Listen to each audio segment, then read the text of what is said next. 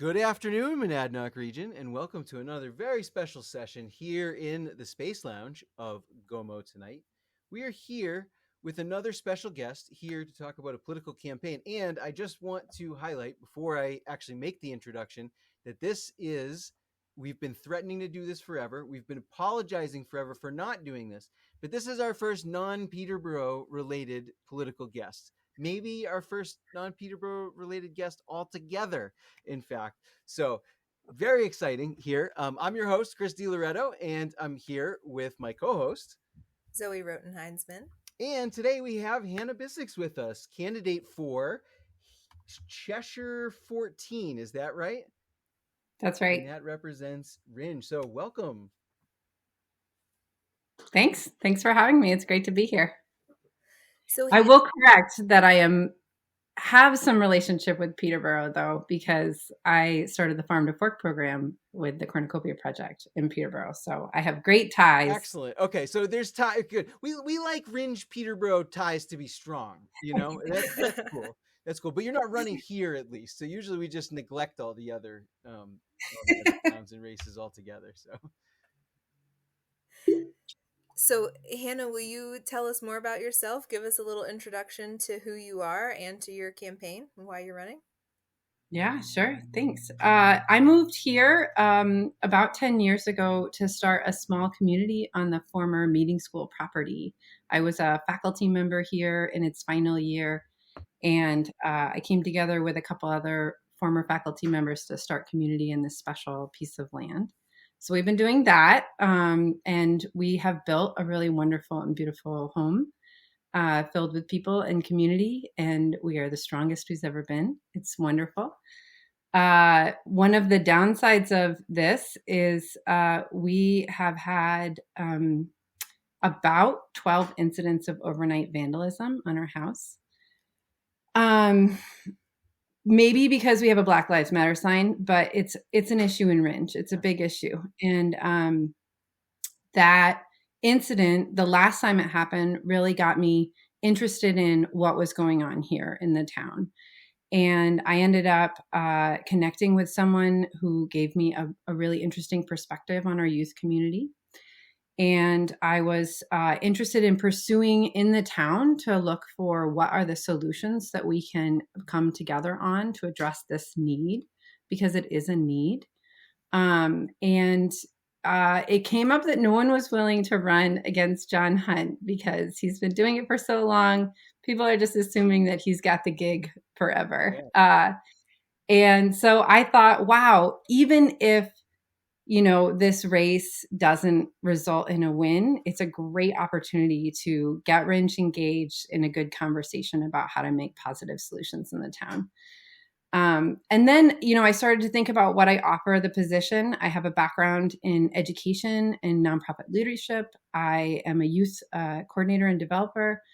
I am a community builder, and I'm unafraid of conflict, which I think is something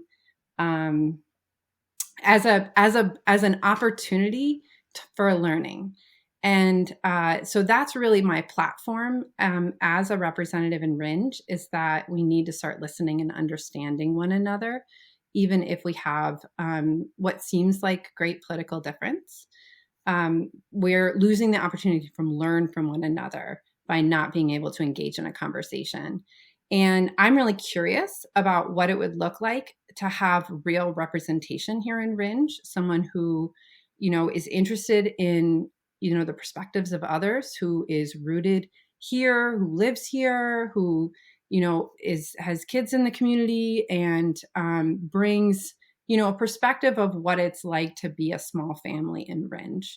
And so, I think John's been doing a great, he served for 36 years. I just think it's time for a change in leadership and, some fresh perspectives on some of these statewide issues. 36 years is a long time.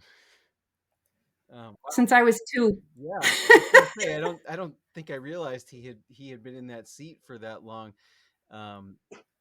We've earlier this year did a primary debate with the Hillsborough 33 Democrats, and we had a couple, two incumbents who had been there for a decade plus. I mean, I think one of them has been there for about 20 years, but 36, that is a long time. But as we saw in that race, long-time incumbency is not a guarantee of getting the top number of votes all the time, especially I think in a climate like today. Um, in that debate that we held, and in debates that we've held prior around town meeting, we hear a lot of consistent themes about when it comes to the issues that I think that people are most concerned about. We hear tons about housing, we hear tons about education, and then I think that there's a couple of other things.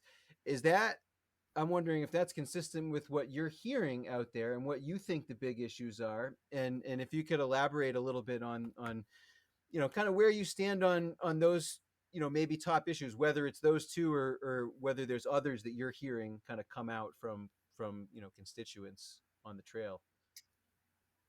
Yeah, I do think, even though we're very close, sometimes Rindge feels the world away. And the conversations I've been having with people, I think the economy, inflation, and rising costs are really on people's minds as, short-term and long-term survival, especially going into the winter with the energy costs doubling. People are really wondering how they're going to pay for home heating and really wondering about the future of their children. And so, I don't have all the solutions right now. I'm a citizen who's stepping into a lot of really complicated problems. What I have that I'm really proud of is a framework for legislative discernment. So sort of the things that I would value in making these decisions. But I do think that people are really interested in sort of long-term solutions, people who are looking for not just what happens this year, but what happens in 10, 20, 30 years down the road. I think across the spectrum, I see a willingness to expand our energy portfolio to a more diverse set of resources, which include, renewables and things that we can produce right here at home.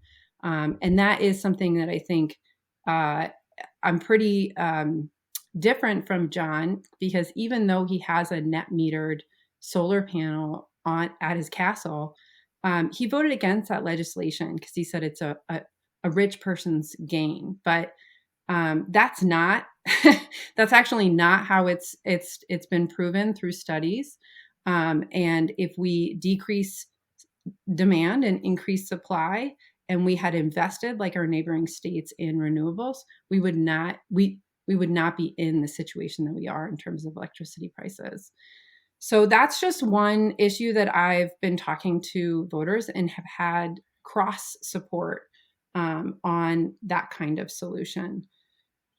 Yeah, is that kind of like where you would go with someone who is really concerned with the pocketbook issues, high prices across the board, home heating and things like that, is to kind of point to, because can you really give them a solution for right now?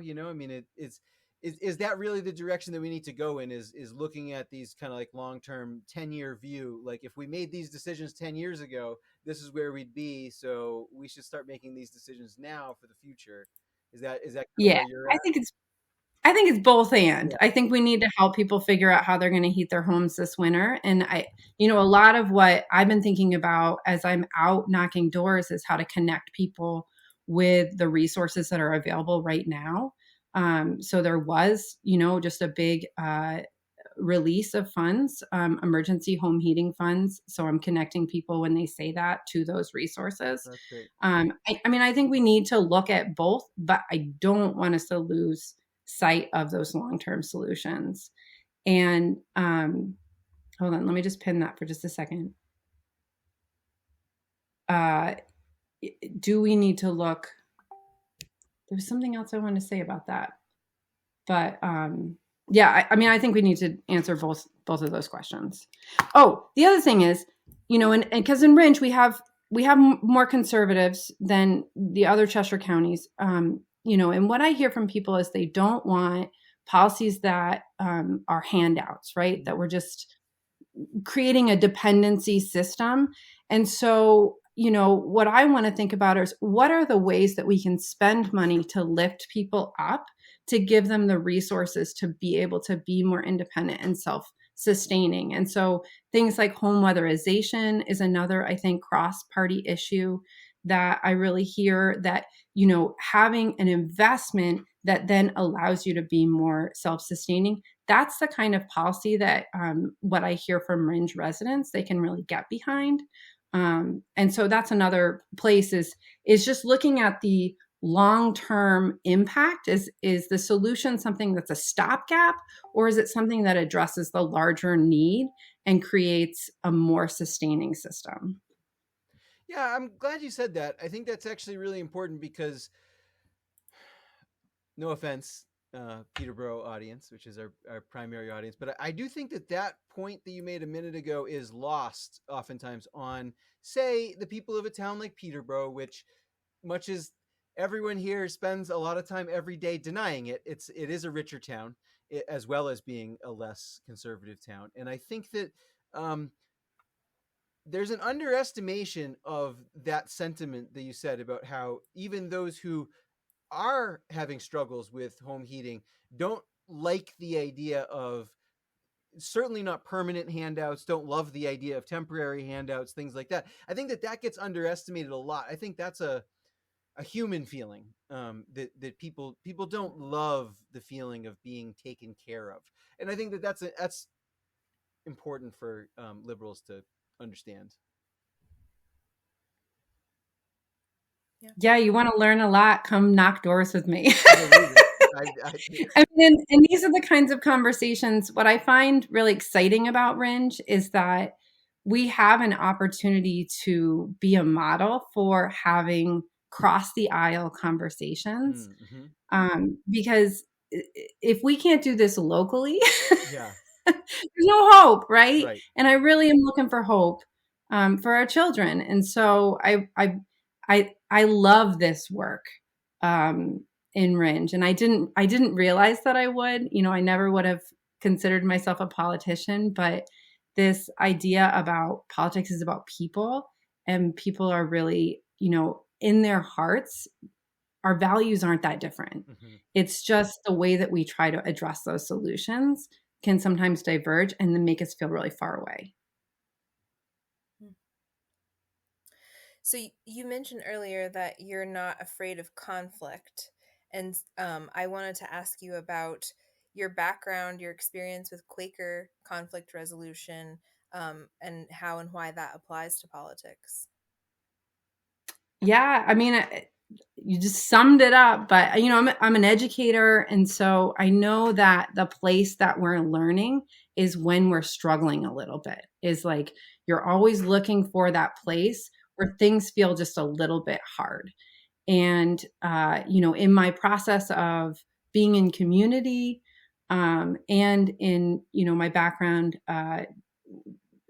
participating in Quaker process. I'm not an official friend yet. I actually am looking in the process, but it's a big deal. So I'm not a Quaker yet, but I've been engaged in Quaker process for about 15 years. I've known a couple of unofficial Quakers before. Oh my God, I'm a lowercase friend. A friend of the friends. Well, I'm going to be an uppercase friend soon, but I clerk our Quaker meeting here. And so people are like, wait a second, how is that possible? And it's like, I got a little bit of work to do. But, there have been places where the conflict felt really hard and I wanted to walk away from it. And instead, we stayed with it. And what happened was relationships were deepened, trust was gained, and we learned something about ourselves and each other. And that's something that I feel like, from my perspective of behind my computer for the last 3 years, we're missing sort of in the larger cultural sphere, is that we see ideological difference as a threat and we disengage out of fear. And I just think that there's so much to be gained by staying present, even through that difference because there's something to learn there. I think that's a really interesting approach. Um, can we see your sticker that you showed us earlier? Because that actually relates to my next question. Yeah, I guess there's I have on my things just in case, but this is my rooting for Rindge Rindge. I like sticker. that. One of the things that we say around here as a half joke, we usually say it in a joking manner, but it's not really a joke. It's based on some stuff that I've read. It's just I always say Rindge is the future. And the reason that I say that is because, and now I haven't seen a lot of data from the 2020 census, right? But I was looking back at some documents that are actually part of the Peterborough master plan that look at area towns and trends. And I think that they had some data through like 2015, 2016, but not the newest census data. But in any case, Rindge skewed younger, not just because of the college. Rindge was actually growing in population, whereas most of the towns around were at least slightly contracting. And yeah, like I said, just kind of a smaller proportion of the town are seniors, as well as the fact that the land of the town is huge, and there's a lot of I mean, so people obviously feel different ways about this, and I know that is true in Rindge, particularly about a particular intersection. But there's actually a lot of potential for development still, whether it comes to housing or commercial development. Um, you guys just got a Marshalls. A Marshalls. This is the only place where you can buy adult male clothing and maybe adult women's clothing as well in the entire Monadnock region. It's in Rindge, not Peterborough, not Jaffrey, you know. So I see a lot there where I look like 10, 20 years out and I'm like, I don't know. I think that Rindge could surprise a lot of people. So I'm curious to hear your thoughts on that. Yeah, I want Rindge to surprise a lot of people. I too see a lot of potential in the changes in Rindge and the demographics. I think there's an old story that people carry about who Rindge is, and I think that this election changing representation might be an opportunity to re-identify who we are. I think Rindge gets a bad rep.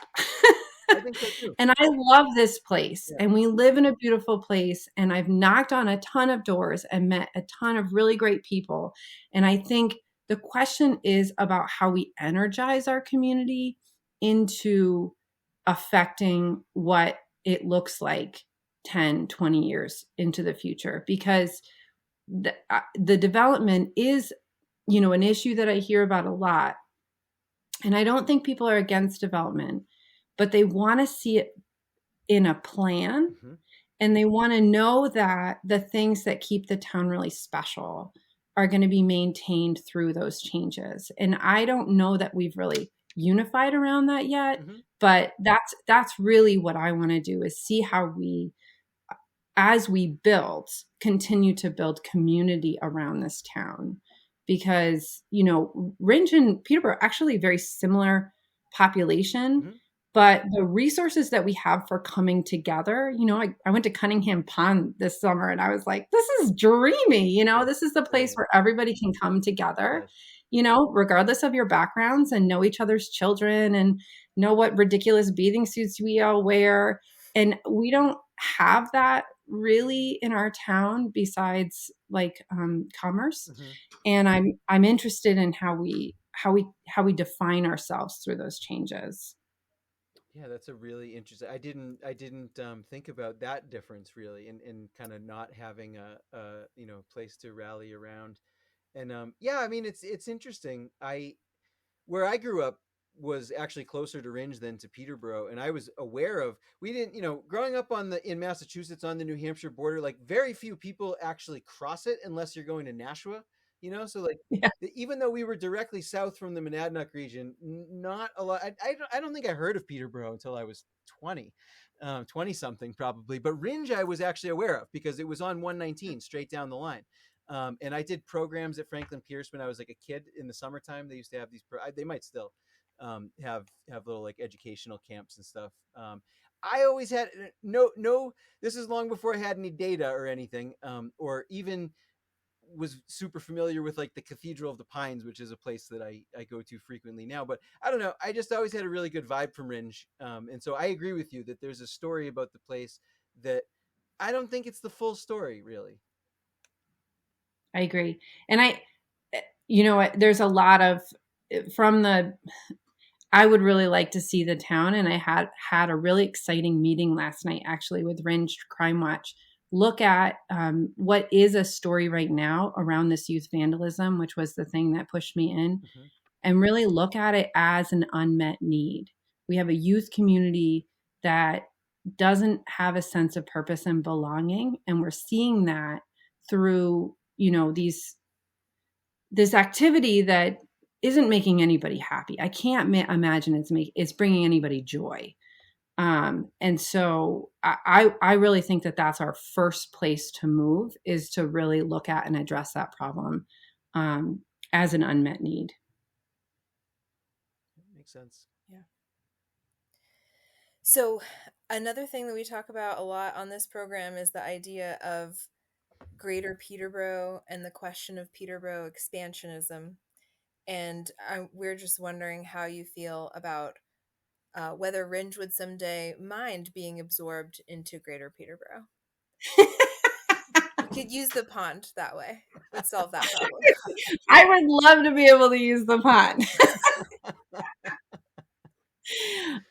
I mean, I've always considered Peterborough my town too, because Cornucopia was my other child for so long, that I love Peterborough so much. And so this might upset my constituency a little bit, but I would love that. Well, I'll just help you out by saying that it is possible, given everything that we've talked about, that we could go down a path where Rindge ends up absorbing Peterborough. You never know. You never know. This is how we're thinking about it today, but change happens fast sometimes. And we do want Rindge to surprise us, so yes, that might exactly be the way. Right. I'm rooting for it in a sense. Yeah. Yeah. Oh, do you want a sticker? Yes, I'd love one. I'm a big Rindge supporter from a couple towns away. All right. Well, we are just about at time. I want to thank you very much for joining us, Hannah. This has been a great conversation, and I'm excited to see what.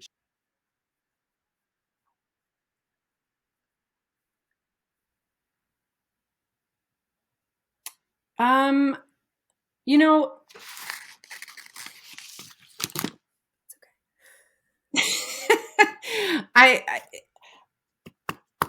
I think John told me he didn't think that I should run on representation alone, and I think that's true. But representation matters, both in terms of, particularly because the perspectives that we take are important.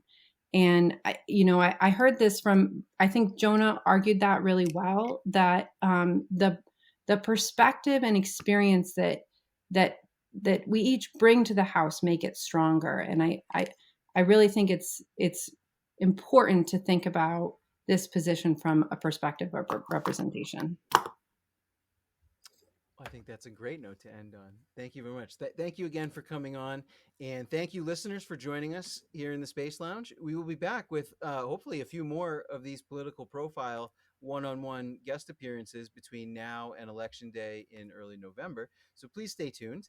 And yes, thank you again, and we will talk with you soon. Thank you so much for having me.